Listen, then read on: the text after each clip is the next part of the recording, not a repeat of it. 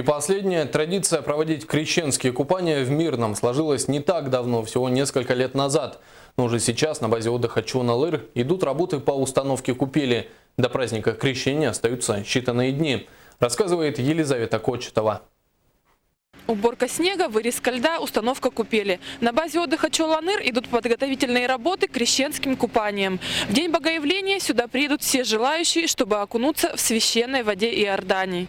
В Мирном это уже 10-е крещенские купания. Несмотря на морозы, желающих окунуться в купель будет немало. По примерным подсчетам работников МЧС, в течение суток сюда приезжает 3000 человек. 18 числа в 21:00 вечера купание откроется таким торжественным праздничным молебном. Основная идея – погрузиться в эту освященную воду, воспоминание того, что 2000 лет назад в воды Иордана вошел Христос и своим божественным естеством осветил эти воды. Христианин погружается в эти освященные воды и, конечно, просит и молит и надеется на то, что божественная благодать, которая пронизывает эти воды, даст человеку определенные внутренние силы, определенный импульс к вере. Ну и очень надеемся, что определенное внутреннее выздоровление, исцеление как духовных, так и телесных каких-то немощей человека.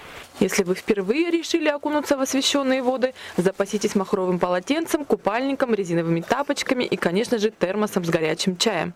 Самое главное – соблюдайте правила безопасности, находясь возле проруби. На все время проведения купаний палатка над купелью отапливается, дежурят работники МЧС и бригада скорой помощи. 2 года назад у нас в городе Мирном на проруби Чуналыр произошел смертельный случай. Поэтому вновь и вновь напоминаю, предупреждаю тех, кто будет желать погрузиться в прорубь, что ни в коем случае это нельзя делать в состоянии алкогольного опьянения. Но и те люди, у кого есть проблемы с сердечно-сосудистыми заболеваниями, я бы все-таки не рекомендовал погружаться в прорубь. Или, если все-таки человек очень хочет, делать это не окунаясь головой. Церковь не призывает верующих погружаться в ледяную воду. Это каждый решает сам для себя. По словам священнослужителей, купание в Иордане всего лишь старинный народный обычай. Очищение от грехов и примирение с Богом возможно только в храме во время исповеди.